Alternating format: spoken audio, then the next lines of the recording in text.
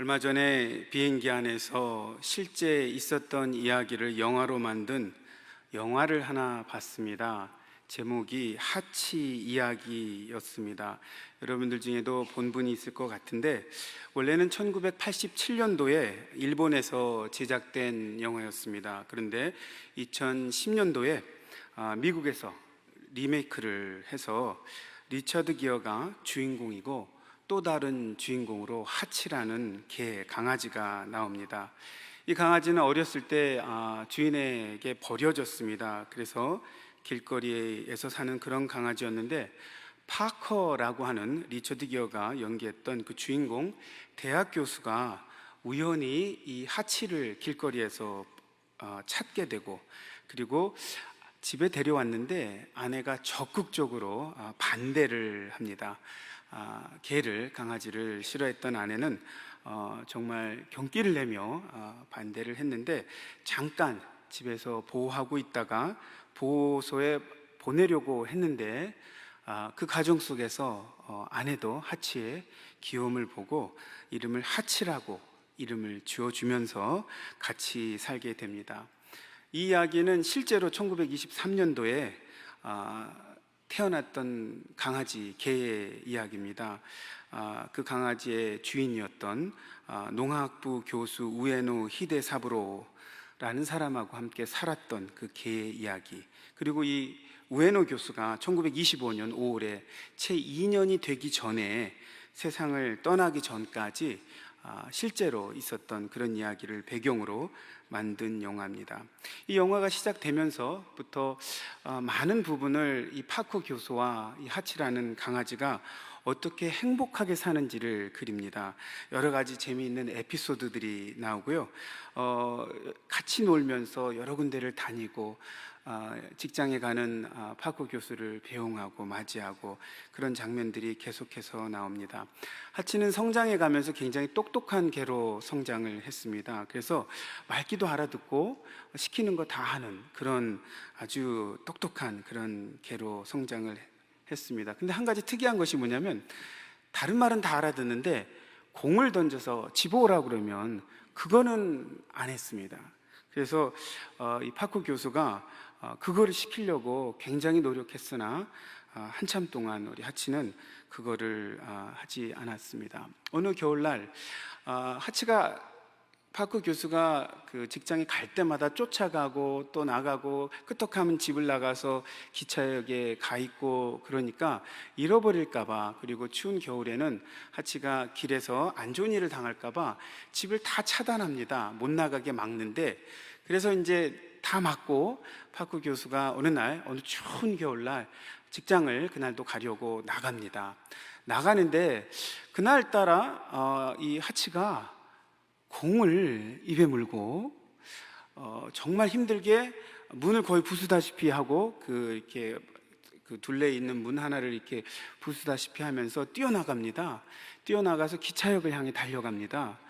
파커 교수가 기차역에 다 도착을 해서 기차를 타려고 하는데 월월 지르면서 달려오는 개를 보게 되고, 그게 하치인 것을 보고 두 사람이래요. 그 하치와 이 개가 사람보다 나아요. 그래서 제가 사람이라고.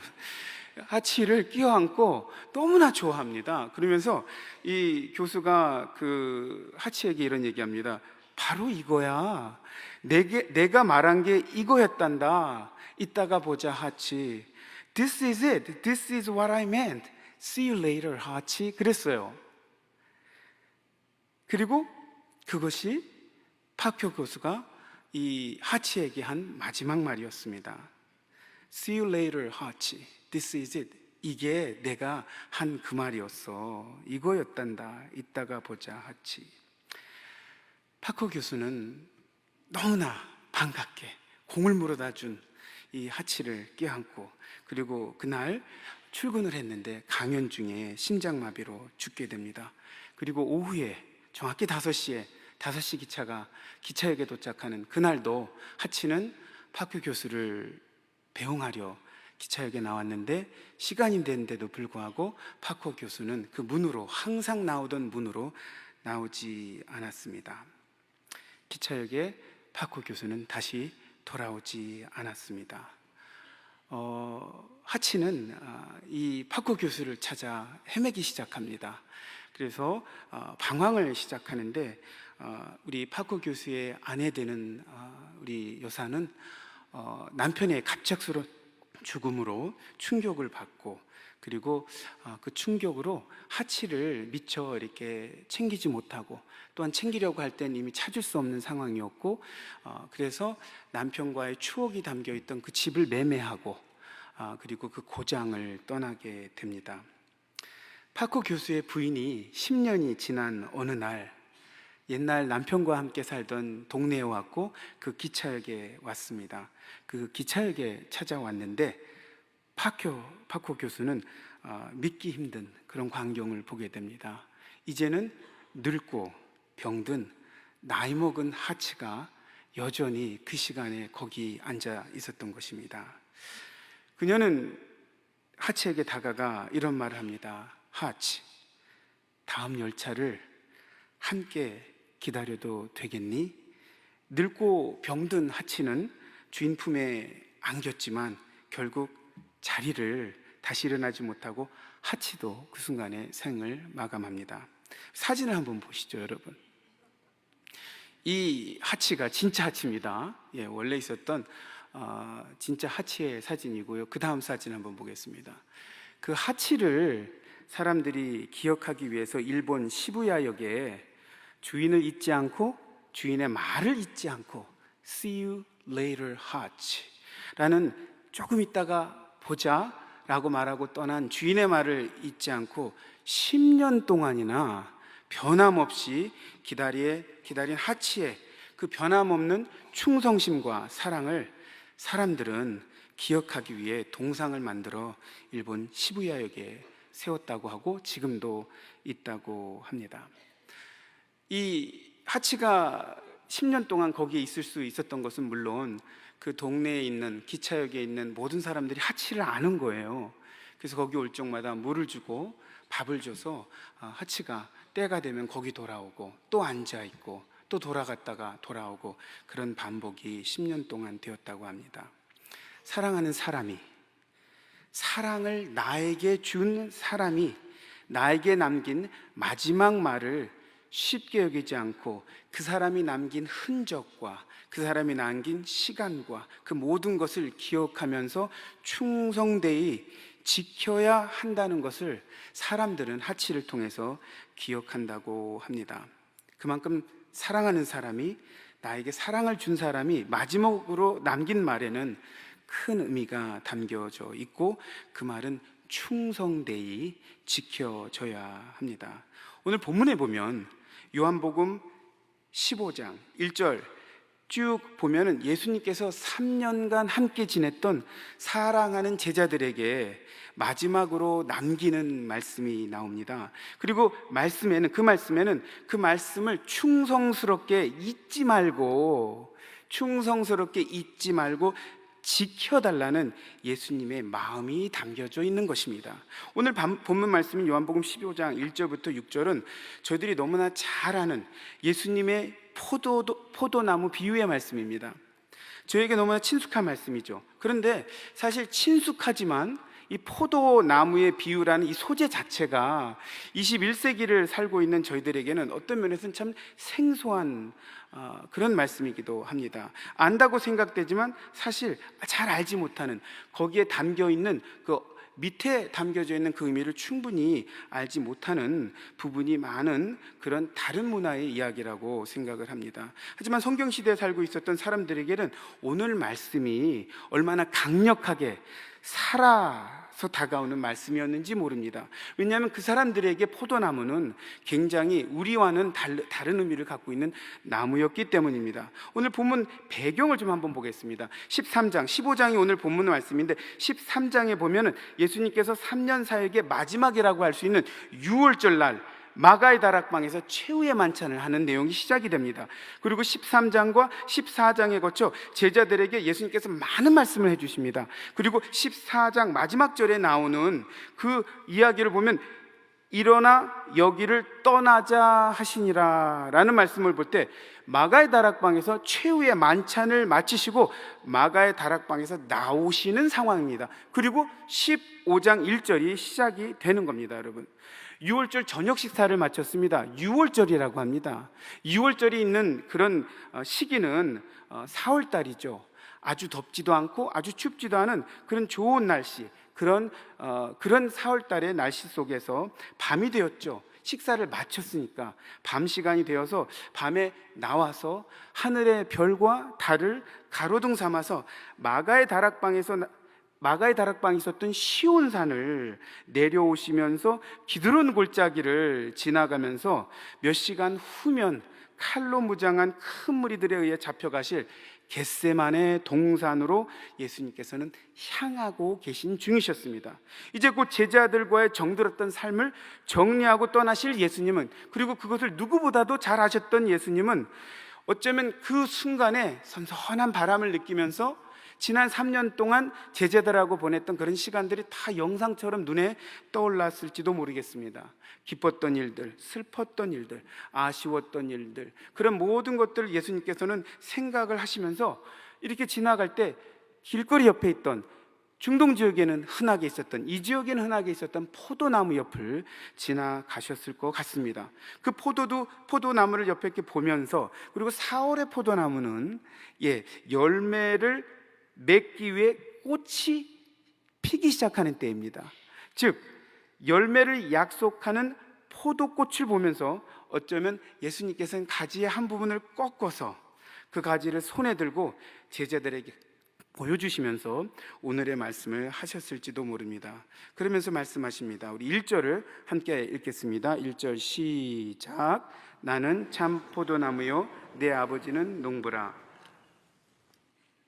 예수님께서 성경에 보면 제자들에게 당신이 어떤 분이신지, 그리고 또 제자들에게 당신이 어떤 것을 해 주실 수 있는 분인지 그런 약속을 설명을 하기 위해서 자주 사용하였던 어휘법이 있습니다. 비유와 섞어서 하는 어휘법이 있었는데, 그것은 뭐냐면 자신을 일컬어 나는 누구누구요, 나는 무엇이다, I am the 점점점, 헬라어로 에고 에이미 하면서 하시는 그런 어휘법을 7번 요한복음에 사용을 하십니다. 첫째가 우리 요한복음 6장에 나오는 나는 생명의 떡이니 I am the bread of life. 그리고 두 번째를 읽겠습니다. 시작. 나는 세상의 빛이니 I am the light of the world 이라고 그러고요. 세 번째, 나는 양의 문이라 I am the door. 그리고 네 번째는요, 나는 선한 목자라 I am the good shepherd. 그 다음 읽겠습니다. 나는 부활이요 생명이니 I am the resurrection and the life. 그 다음에는 내가 곧 길이요 진리요 I am the way and the truth. 그리고 마지막으로 6번을 그렇게 I am the, 나는 에고 에이미 하시면서 마지막으로 오늘 말씀 15장에 나는 최후의, 나는 에고 에이미의 최후의 말씀은 나는 참 포도나무요 I am the true vine 이라는 말씀하십니다. 여러분, 공생일을 마치시고 계십니다. 사랑하는 제자들과 또 가족들과 헤어지는 그런, 이제는 헤어져야 하는 그날, 몇 시간 후면 잡혀갈 그날, 십자가를 향해 가는 가장 절박하고 가장 절실한 순간에 예수님은 제자들에게 말씀하십니다. 사랑하는 이들에게 말씀하십니다. 나는 참 포도나무야 라고 말씀하십니다. 포도나무, 우리에게 있어서 포도는 어떻게 보면 그냥 먹고 싶을 때 먹는, 마켓이나 시장 가면 살 수 있는 그런 과일 중에 하나예요. 대부분의 농사를 지어보지 않은 대부분의 사람들에게는 그냥 과일 중에 하나입니다. 그런데 성경시대의 포도는 이런 단순한 과일 중에 하나의 이상의 의미를 가지고 있습니다. 물론 과일로 포도알을 먹기도 하지만 특별히 이 포도로 만드는 포도주는 성경시대의 사람들에게는 단순히 우리가 생각하는 그런 술 차원이 아니라 생수, 생명, 정말 없어서는 안 되는, 물이 귀했던, 물이 흔하지 않았던, 깨끗한 물을 찾기 힘들었던 지역에서 사람들이 살아가는데 없어서는 안 되는 생명과 같은 그런 음료수였다는 것입니다. 여러분, 이스라엘 날씨는 여름에 무척 건조합니다. 더울 때는 37도는 물론 45도도 넘을 때가 있을 정도로 이스라엘의 그 남부 지역의 날씨는 굉장히 덥습니다. 저도 이런 곳에서 한 10년이 넘게 살아봤는데 그냥 던지면, 바닥에 던지면 달걀이 그냥 익어요.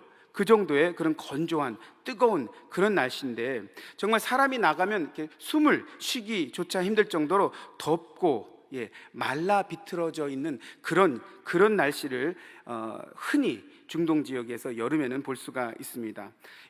무엇까지 마릅니까? 물까지 말라요. 모든 땅이 회색빛으로 타들어가고, 그런데 그런 상황 속에서 연걸어가는 열매가 있어요. 포도예요. 모든 게 다 말라 비틀어져서 없어지는데 포도가 연걸어갑니다. 그래서 이스라엘 사람들은 포도를 하나님의 기적이라고 부르곤 했습니다. 어떻게 모든 게 다 말라가는데 포도는 저렇게 메마를수록 연글까? 메마를수록 단맛을 낼까? 그래서 하나님의 기적이라고 사람들은 포도를 일컬곤 했습니다. 이처럼 포도는 성경에서는 생명을 상징하는 열매였고, 목마름을 없앨 수 있는, 여러분 아주 목말랐다가 시원한 물 마실 때 그 기분과 같은 최고의 기쁨이었습니다. 그래서 포도 열매를 맺는 포도나무는 나무 중에 왕 중에 왕으로 여겨졌고요, 기쁨 중에 기쁨을 상징하는 열매였고요. 그래서 예수님은 성경시대에 여러분 최고의 나무가 어떤 나무예요? 궁전을 지을 때 어떤 나무로 지었습니까? 백향목으로 지었죠. 그런데 예수님께서 나는 백향목 나무요 라고 하지 않으시고, 이런 이유 때문에 예수님께서는 나는 참 포도나무요 라는 비유를 사용하고 계신 것입니다. 그럼 이 참 포도나무요, 나는 참 포도나무요, 그리고 내 아버지는 농부라. 농부, 헬라어로 여러분 졸고스라는 그런 말인데, 저희가 잘 아는 영어 이름 조지라는 말이 농부라는 의미에서 여기에서 나오는데, 미국에 가면 조지라는 이름이 많이 나오죠. 성경시대 이 포도 농사, 이 농부가 해야 하는 포도 농사는 여러분 모든 농사가 그렇겠지만 특별히 더 극진하게 보살펴야 하는, 신경 써야 되는, 마음을 써야 되는 특별한 엄청난 수고를 해야 하는 농사였습니다. 잠시라도, 왜 그러냐면 잠시라도 소홀하면 높은 온도와 적은 수분 때문에 그냥 포도원 자체가 완전히 다 금세 말라 버렸기 때문에, 그래서 농부가 굉장히 신경을 써야 하는 그런 농사 중에 하나였던 것입니다. 그래서 이스라엘 사람들은 하나님의 극진한 보호를 말하고 표현을 말할 때 이렇게 나는 농부라 포도나무를 가꾸시는 하나님을 비유하곤 했던 것입니다. 그래서 첫째는 그런 하나님이 함께 하시는, 보호하시는 극진한 표현할 때, 첫째는 맹수를 막고자 양의 문에서 자지 않고 양들을 지키는 목자의 이미지를 이스라엘 사람은 생각했고요, 둘째는 도둑과 맹인의 침입을 막고자 망대에서 자지 않고 파수꾼처럼 지키는 포도원 지기를 성경은 이야기하고 있습니다. 하나님이 우리를 지켜주시는 모습 가운데 그 이미지를, 그 모습을 성경은 그렇게 표현하고 있어요. 그래서 시편 121편 4절에 보면, 우리 함께 읽겠습니다. 시작. 이스라엘을 지키시는 이는 졸지도 아니하시고 주무시지도 아니하시리로다. 단순히 조는 거 참고 그런 건 그냥 참는다는 의미가 아니라요, 잘 수가 없는 거예요.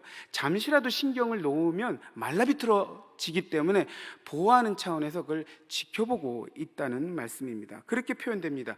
내 아버지는 농부라 라는 말씀에는 저희로 하여금 좋은 열매를 맺게 하기 위해 졸지도 아니하시고 주무시지도 아니하시는, 밤낮을 노심초사하시면서 저희들을 위해 열심히 일하는 농부, 하나님의 극진한 사랑을 여기에서 표현하고 있는 것입니다.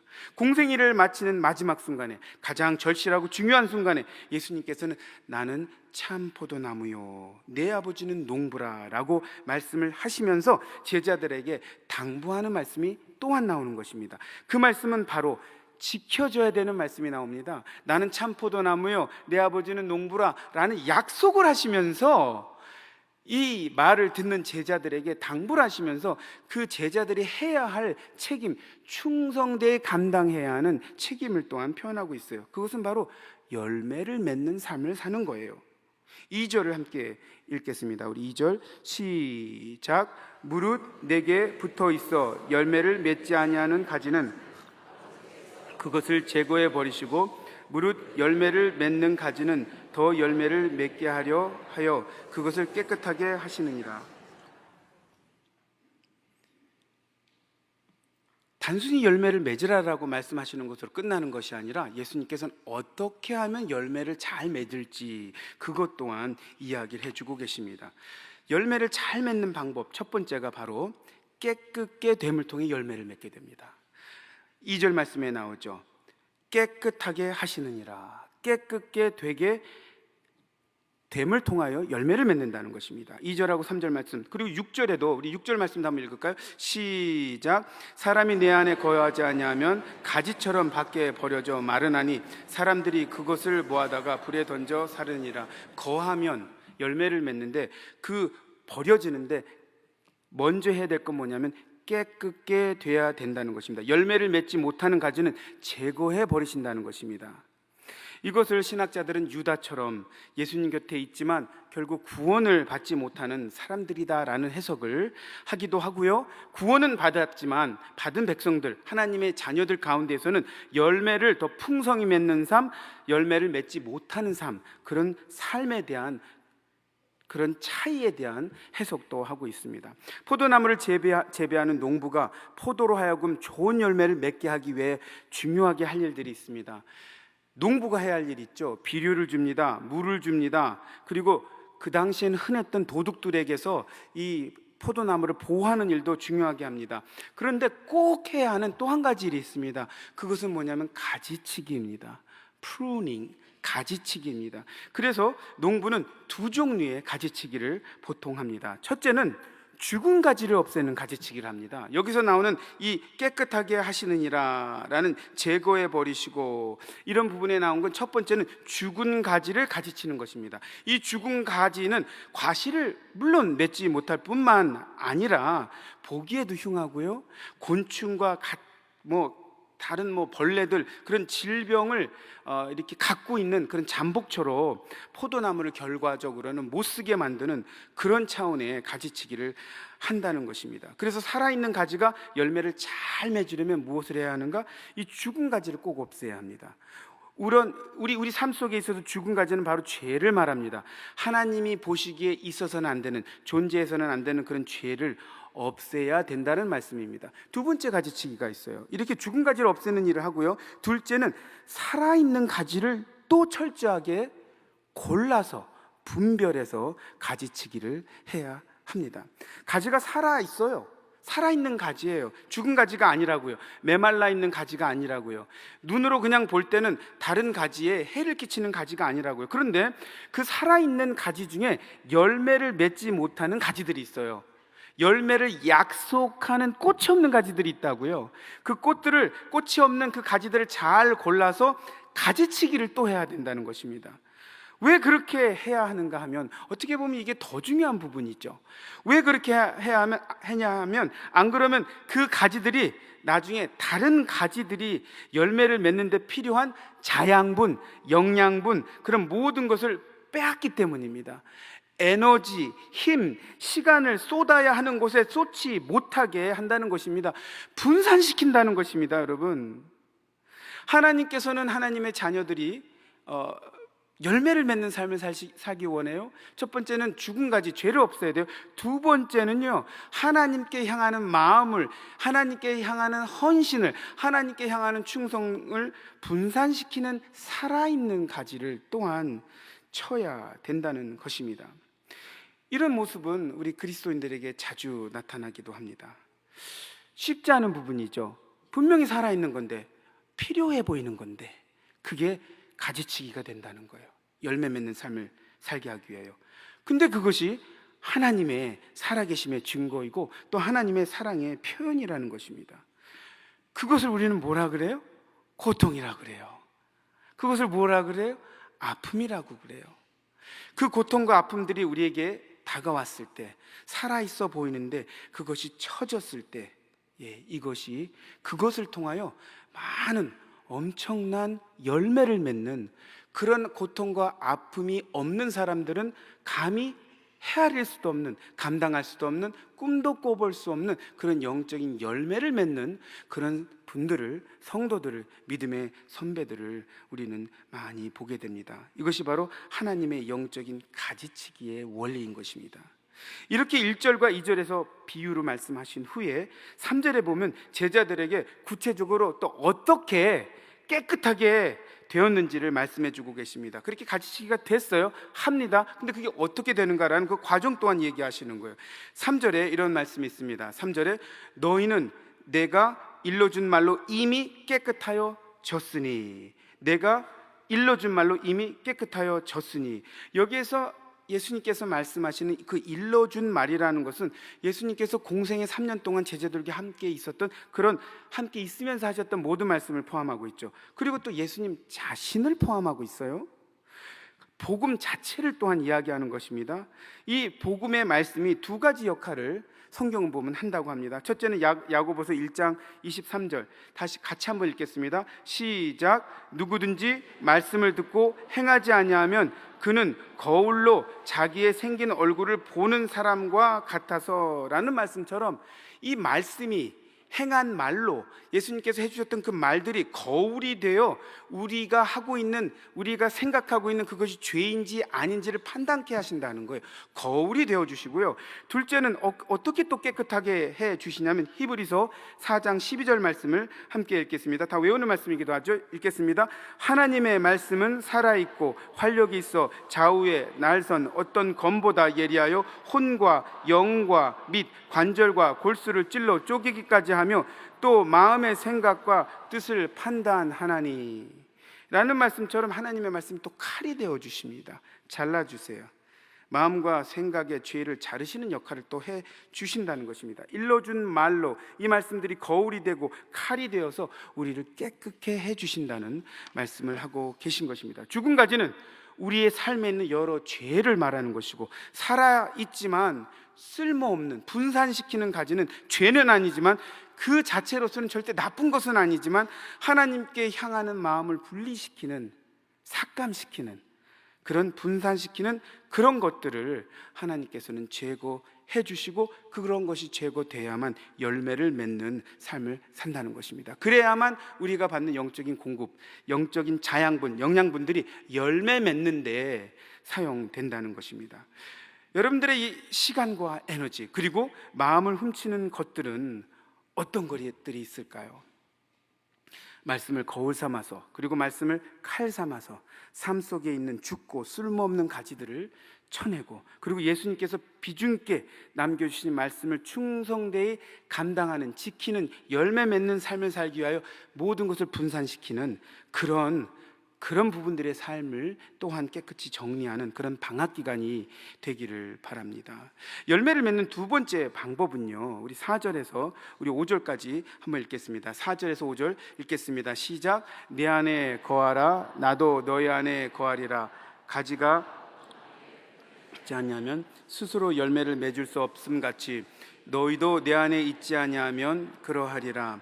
나는 포도나무요 너희는 가지라. 그가 내 안에, 내가 그 안에 거하면 사람이 열매를 많이 맺나니 나를 떠나서는 너희가 아무것도 할 수 없음이라. 첫 번째는 깨끗해지는 거고요, 프루닝, 가지치기고요. 두 번째는 붙어 있는 거예요, 여러분. 붙어 있는 거. 붙어 있지 아니하면, 내 안에 있지 아니하면, 붙어 있음, 내 안에 거하는 것으로 예수님께서 설명하고 있습니다. 그렇다면 거한다, 붙어 있는 거, 거한다, 구체적으로 어떤 의미를 갖고 있을까요? 여러분, 거한다라는 것은 첫째는 예수님을 구세주로 영접하는 단계, 그 다음에 그 믿음을 유지하는 단계, 셋째는 예수님을 사랑하고 순종하는 삶을 지속적으로 있는 단계죠. 그것이 거안에 있는 거죠. 이런 삶을 거하는 삶이라고 하고, 이런 삶을 포도나무에 붙어 있는 삶이라고 말씀을 하고 있습니다. 여러분, 이 붙어 있는 게 얼마나 중요한지 모릅니다. 여러분, 한국말에 이런 말이 있죠. 기는 니은 위에 걷는 니은 있다. 제가 니은이라고 표현한 부분은 알아서 해석하시고, 기는 니은 위에 걷는 니은이 있어요. 그리고 걷는 니은 위에 무슨 니은이 있어요? 뛰는 니은이 있죠. 예. 그 다음에 뛰는 니은 위에 또 누가 있습니까? 나는 니은이 있죠. 여러분, 나는 니은 위에 어떤 니은이 있는지 알아요? 날아다니는 니은 위에 어떤 니은이 있는지 알아요? 붙어 다니는 니은이 있어요. 붙어 다니는. 여러분, 죽으라고 뛰어요. 죽으라고 날아요.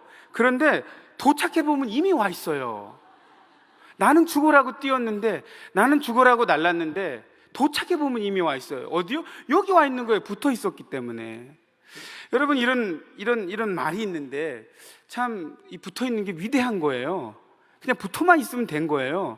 죽으라고 땀을 뻘뻘 흘리면서 뛴 사람보다 나은 결과가 있을 수 있다라는 그런 우스개 이야기지만, 여러분, 그런 차원에서 보면 어쩌면 신앙은 어떤 사람이, 어떤 모습을 갖는 사람이 신앙이니 어떤 삶을 살아야 하는가라는 그런 고민, 그런 싸움이 아니라, 어떻게 보면 좀 더 잘 표현을 한다면 어떻게 잘 예수님께 붙어 있느냐라는 싸움이 바로 우리 신앙생활의 본질이 아닌가라는 생각을 하게 됩니다. 어떤 사람이 되는 것보다 어떻게 잘 붙어 있는 사람이 되는가가 더 중요하지 않는가 하는 생각이 됩니다. 붙어 있어야 합니다. 그러면 어떤 분들은 이런 질문하게 돼요. 나는 잘 붙어 있는 것 같은데, 나는 교회에서 직분도 받았는데, 수요 예배에 나왔는데, 훈련도 받았는데, 주일 예배도 뜨거운 주일 예배 항상 드리는데, 특세도 참여하는데, 아니 방학 기간에도 나는 열심히 큐티도 하는데, 근데 나는 이렇게 잘 붙어 있는데 왜 내 삶에는 열매가 없을까? 라는 질문을 우리가 하게 됩니다. 여러분, 왜 그럴까요? 잘 붙어 있는 것 같은데 왜 열매가 없을까요? 여기 보면 여러분, 붙어만 있으면 열매를 맺어요. 뭐 깨끗이 제거할 거 제거하고. 그렇다고 내가 큰 죄를 짓고 있는가? 그렇지도 않은 것 같아요. 그런데 나는 왜 열매를 맺지 못할까? 왜 열매가 없는 삶을 살까라는 질문을 할 수가 있습니다. 여러분, 여러 가지 이유가 있겠고 답이 있을 수 있습니다. 그런데 요새 우리 날쌤, 우리 발람의 이야기를 통해서 느끼는 거는 뭐냐면, 붙어 있긴 붙어 있는데 잘 붙어 있지 못하기 때문인 것 같아요. 발람의 모습을 보니까 하나님께 예배도 드려요. 순종의 예배가 아니에요. 말씀을 돌이키기 위한 예배를 드려요. 내가 원하는 바를 갖기 위한 예배를 드려요. 순종이 정말 순전한 순종이 아니라 외형적 순종을 하고 있는 거예요.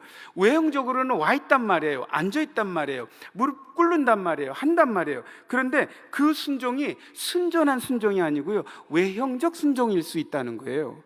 그 순종이 여러분 이중적인 순종일 수 있다는 거예요. 여기도 순종하고요, 저기도 순종한다는 거예요. 그 순종이요, 여러분 이기적인 순종일 수 있다는 거예요. 순종을 하는데 그 이유가 뭐예요? 하나님께 온전한 영광을 올려드리기 위한 순종이 아니라 내가 얻을 것, 내가 가질 것, 내가 얻고자 하는 것을 얻기 위한 순종을 하고 있다는 것입니다. 회개도 해요. 근데 그 회개를 하는데 하나님께 올려드리는 온전한 회개가 아니라 위험을 얻어맞는 위험을 모면하려는 도피적인 회개를 하고 있다는 거예요. 그럴 때 열매가 없다는 거죠. 가식적 회개를 하고 있다는 겁니다. 예배도 하나님께 온전히 올려드리는 순종의 예배가 아니라 하나님께 내 필요한 것을 받고자 환심 사기 위한 예배를 드린다는 거예요. 내가 이번 주에 이 예배를 드렸으면 하나님이 이걸 해주시겠지. 여러분, 모습이 있어요. 붙어 있는 것 같아요. 잘 붙어 있는 모습이 아니라는 거예요. 그게요, 자기 만족. 내가 오늘 갔어요. 예배 드렸어요. 훈련도 받았어요. 남들 다 하니까 나도 직분 받았어요. 자기 만족이에요. 자기 만족, 자기 헌신, 자기 예배, 자기의 성취감을 위한 외형적인 모습이 있다는 거죠. 붙어 있는 것 같아요. 그러나 잘 붙어 있는 모습은 아닌 것 같습니다. 여러분, 열매가 없습니까? 한번 돌아봐야 될 것 같습니다. 잘 붙어 있는 예수님 앞에 잘 접목되어 있는 삶을 살고 있는지, 나에게 살아있는 가지들인데 혹시 나의 자양분, 하나님께서 주시는 영양분, 열매를 맺게 하는 그런 모든 것들을 분산시키는 것들이 있는지, 여러분 잘 붙어 있는지 우리가 살펴보아야 합니다. 한국에서 좋은 교회에서 신앙생활을 오랫동안 하다가 미국으로 이민을 온 어느 집사님이 이런 말을 했어요. 여러분, 한국에서 좋은 교회에서 아마 우리 사랑의 교회 급의 더 그런 교회였던 것 같아요. 신앙생활을 할 때 뭐라고 그러냐면요, 그분이 그 교회의 영성이 내 영성인 줄 알았습니다 라는 말씀하시더라고요.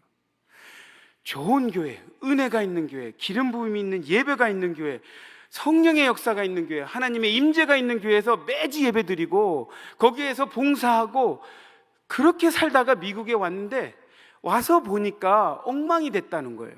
그런 걸 볼 때 내가 착각했던 건 뭐냐면 교회의 영성이 내 영성인 줄 알았다는 거예요. 여러분, 그거 잘 붙어 있지 못한 거예요.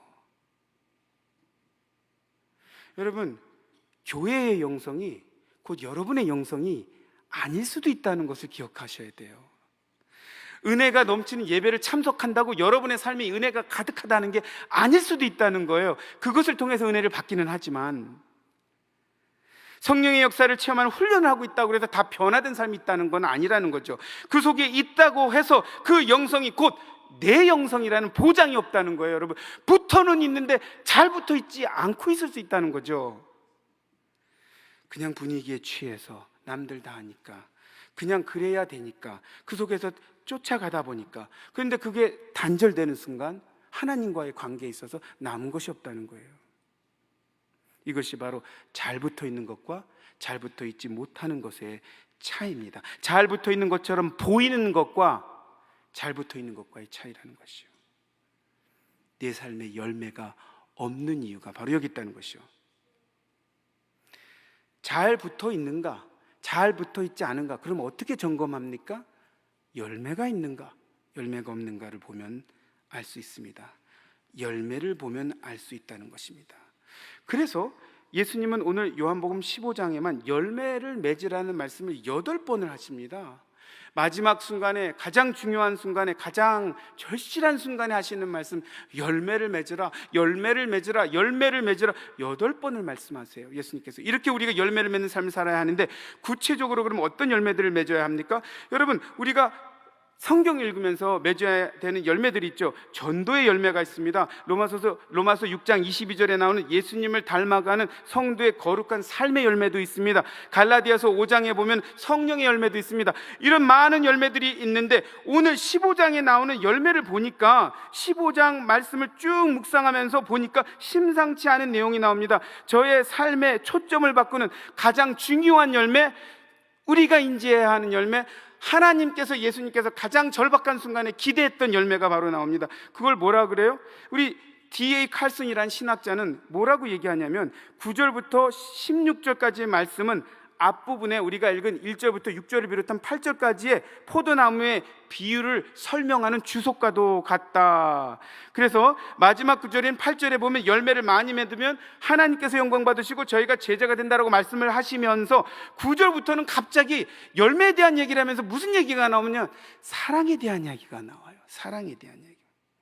그래서 사랑에 대한 이야기를 쭉 하다가 13절에 이런 말씀을 합니다. 여러분, 13절 말씀을 함께 읽겠습니다. 시작. 사람이 친구를 위하여 이보다 더 큰 사랑이 없나니.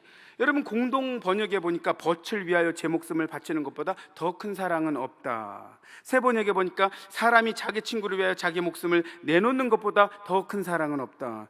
NIV, NASB에 보니까 that he laid down his life for his friend.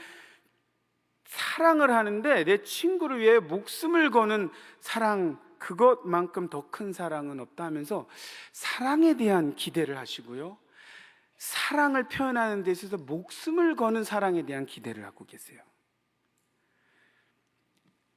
참 포도나무인 예수 그리스도께 잘 붙어 있어서 성도인 우리가 가지로서 잘 열매를 맺어야 되는데, 그리스도인으로서 맺어야 하는, 예수님께서 이런 절실한 순간에 기대하는 열매는요, 어떤 열매냐? 가장 충성되이 지켜져야 되는 열매는 예수 그리스도께서 당신의 목숨을 버리시면서 우리를 살리신 것 같이, 사랑하신 것처럼 목숨을 버리는 사랑, 내 친구를 위하여 목숨을 바치는 그런 사랑의 열매를 하라는 그런 말씀을 요한복음에 하고 계세요.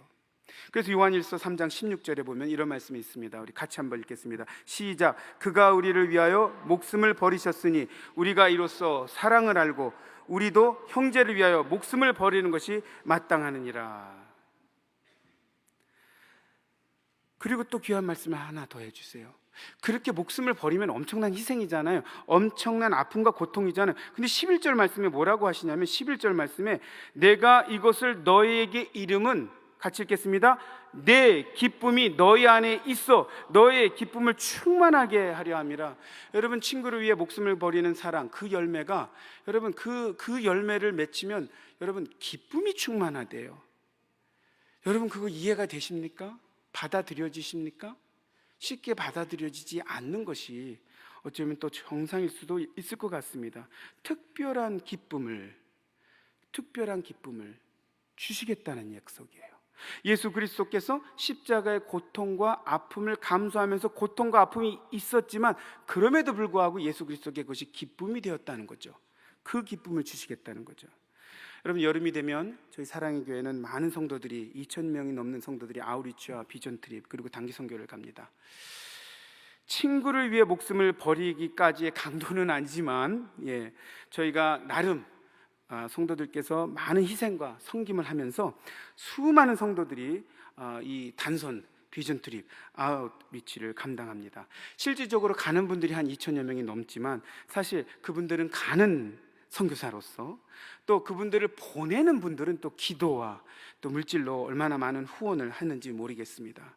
나름 각자 큰 희생을 하고 갑니다. 매년 이렇게 해외에 나가면 그 지역을, 그 나라를 살린 그런 목숨을 건 사랑을, 우리에게는, 적어도 저에게는 목숨을 건 사랑을 하는 것이 어떤 것인가 그려지지 않는 부분이 있는데, 그런 삶을 살았던 분들을 꼭 만나게 돼요. 이번에도 한중재단에서 중국 중화권 사역팀에서 대만의 단기 선교를 갔다가 어저께 돌아왔습니다. 어저께 돌아와서 제가 아직 몽롱해서 좀 왔다 갔다 하는데, 이 척박했던 대만 땅에 대만의 장애 어린이들을 위해 목숨을 바친 삶을 산 분이 나옵니다. 그분의 이름이 조이스 맥밀란이에요. 조이스라는 이름, 맥밀란이라는 그 라스네임은 그 당시 미국에 너무나 흔했던 그런 이름입니다. 1914년도에 워싱턴주에서 가난한 농부의 딸로 태어납니다. 비록 가난한 농부의 딸로 태어났지만 이분은 힘들게 공부해서 간호사가 됩니다. 결혼도 했습니다. 결혼해서 행복한 삶을 사는 듯 했으나 30대 초반에 남편이 죽습니다. 그때부터 이분의 삶이 달라지기 시작해요. 아직 자녀는 낳지 못했어요. 과부가 됐습니다. 모르겠어요, 여러분. 함부로 단정 지을 수는 없겠죠. 그게 살아있는 가지였으나 자양분을 뺏는 가지였는지 그건 잘 모르겠어요, 여러분. 어쨌든 나쁜 게 아닌데 남편이 죽었어요. 그 당시에 과부가 됐습니다. 과부로서 살아가고 있습니다.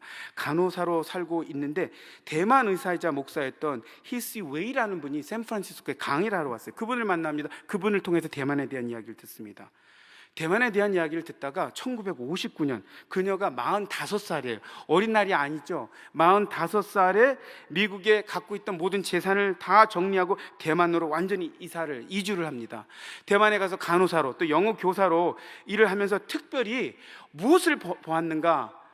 그 당시에 그 누구도 관심 갖지 않았던 버려진 소아마비 아이들을 보게 돼서 소아마비 아이들을 이분이 모아서 치유하고 함께 살기 시작합니다. 그리고 지적, 육체적 장애인들을 데려다가 키웁니다. 그렇게 하기 위해서 Earlin Happy Christian Home이라는 그런 기관을 설립을 하고 그렇게 살다가 93살이 되는 2007년도에 대만의 할머니 그래니라는 별명을 가지고 살다가 소천을 합니다. 죽는 그 순간까지 그들을 섬기며 살다가 수만 명의 어린이들이 새로운 삶을 살게 되었습니다. 수많은 아이들이 조이스 할머니를 이렇게 생각하면서 우리를 독립적인 삶을 살게 해주신 분입니다. 우리가 어렸을 때는 앞날에 대한 희망 없이 땅을 기어다니는 그런 삶을 살았었는데, 그런데 조이스 할머니는 그 조이스 할머니를 통해 우리는 희망을 갖게 됐고 땅을 밟고 걸어다니는 사람이 되었습니다. 그래서 우리도 이제는 다른 사람들로 하여금 희망을 갖고 땅을 걸어다니는 삶을 살 수 있도록 돕는 삶을 살겠습니다, 살고 있습니다 하면서 그런 예들이 얼마나 많이 나오는지 몰라요, 여러분. 그러면서 많은 사람들이 조이스의 삶을 따라서 살고 있습니다. 우리 사진 한번 보겠습니다. 이 조이스 할머니 어렸을 때부터 돌아가실 때까지 모습입니다. 그 다음 사진 보겠습니다. 바로 이 조이스 맥밀란 그 재단에 있는 그 사진 모양입니다. 이분에 대해서 사람들이 말하면서 이렇게 얘기합니다. 그분의 삶을 따라가는 삶을 살면서 이렇게 얘기해요. 저희는 제한이 없는 사랑을 보았습니다. 그리고 이런 일을 하는 이유는 남을 또 돕는 일을 하는 많은 제자들, 거기서 살아나온 그런 많은 사람들이 하는 이야기입니다. 이유는 조이스의 사랑을 증거하고 예수님의 사랑을 전파하기 위함입니다. 마지막 사진도 보여주시죠. 그런 조이스를 저 상패가 표창장이 뭐냐면 대만의 대통령, 2명의 대통령이 표창장을 준 것입니다. 장례식에 대통령이 직접 와서 연설을 하기도 했고요. 여러분, 물론 대통령에게 표창장 못 받고 연설 안 해주는 삶을 사는 고귀한 분들이 많습니다. 그러나 그냥 증거적으로 하나 얘기하는 것은 뭐냐면 그 사회에 울림이 있었다는 거죠. 사랑의 울림이 있었다는 거죠. 대통령도 함부로 할 수 없는 그런 많은 열매가 있었다는 거죠. 그의 인생과 삶 속에서 가지가 치워지는 많은 것들이 있었지만, 지금 시간이 없어서 다 얘기할 수 없는 많은 고통들이 있었지만, 그의 삶의 열매가 확실히 있었고, 그 열매를 대통령도 나라도 그 모든 사람들이 거부할 수 없는 확실한 열매가 있는 삶을 살았다는 것입니다. 여러분, 그분의 자료를 제가 이렇게 영어로 살펴보면서 참 마음에 와닿는 부분이 있어요. 맥밀란의 죄는 화장을 했어요. 얼린 해피 크리스천 홈 건물 바로 뒤에 있는 맥밀란의 추모 공원에 묻혀 있지만 죄까지 거기에 묻었어요. 그녀를 통해 삶이 달라진 사람들의 그녀에 대한 기억과 흔적은 언제나 강렬하고 선명하게 살아 있을 것입니다. 죽어서 죄를 묻을 정도로, 그곳에 묻을 정도로 그 삶은 대만에 있는 소아마비 또 장애인들을 위해 불태웠던 삶이었던 것 같습니다. 우리 모두가 다 죽을 수는 없습니다. 당장 죽을 수는 없을지 몰라요. 그러나 목숨을 또 버릴 수도 없죠, 당장. 그러나 이 맥밀란의 삶을 보면서 목숨을 거는 마음으로 저희가 살고, 거는 마음으로 오늘의 삶 속에서 열매를 맺는 삶을 살 때 저희도 언젠가는 하나님께 정말 영광을 올려드리는 열매를 맺는 삶을 살 수 있는 저와 여러분들이 될 수 있을 거라고 생각을 합니다. 기도하겠습니다.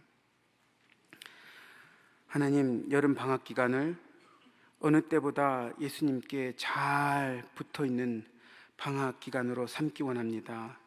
깨끗하게 씻고 가지쳐져서 하나님께서 부어주시는 자양분을 충분히 받는 여름이 되기 원합니다. 그리하여 하나님께서 남겨주신 참 포도나무요 가지 열매를 맺으라는 그 말씀대로 살아가는 저희들이 되기 원하오니, 저희들이 목숨을 거는 마음으로 사랑하며 섬길 때 하나님께서 온전히 영광 받아 주시옵소서. 감사함의 모든 말씀 우리 주 예수 그리스도의 이름으로 기도드립니다. 아멘.